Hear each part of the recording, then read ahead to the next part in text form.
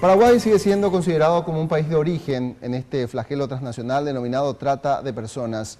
Mujeres y niños en condición de pobreza son los más afectados. Desde el 2012, en el país contamos con una ley que tipifica la trata de personas como un hecho punible con una pena privativa de libertad de hasta 20 años de prisión. A pesar de contar con un marco legal, la fiscala Teresa Martínez, de la Unidad Especializada contra la Trata de Personas, señaló que las acciones todavía son insuficientes y sostuvo que se debe trabajar más en la prevención de estos delitos.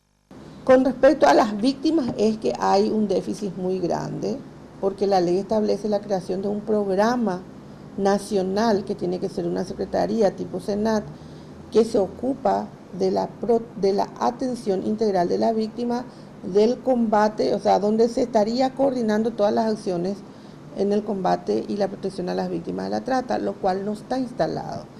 Se creó en la ley y transitoriamente se puso a cargo del Ministerio de la Mujer, pero estamos en el 2017 y eso todavía no tiene presupuesto. Yo creo que esa es la crítica más fuerte que se hace al Paraguay.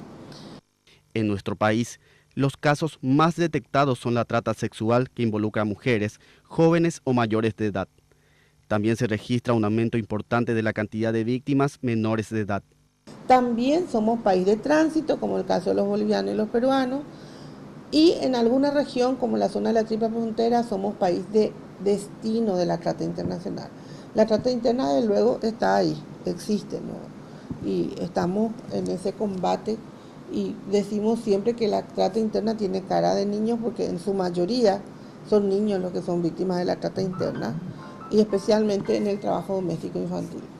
La falta de oportunidades, ¿verdad? Porque todas las chicas que fueron rescatadas y a las que se le ha podido reinsertar con algún microemprendimiento están aquí, están desarrollando sus actividades económicas bien, están saliendo adelante, ¿verdad? No es que simplemente la gente un día dice, oh, me voy, sino que están en una situación de tanta desesperanza que cuando le vienen a prometer un salario que les va a permitir ayudar a su familia, se aventuran y se van, ¿verdad? Porque esa es la oportunidad que no tienen acá. Imagínense cuántos chicos están largando en los colegios anualmente que egresan del bachillerato y no tienen oportunidad de empleo. Caaguazú es el departamento donde más personas son reclutadas. La escasa presencia del Estado, la falta de educación, se convierte en un factor propicio para la captación de estos grupos criminales.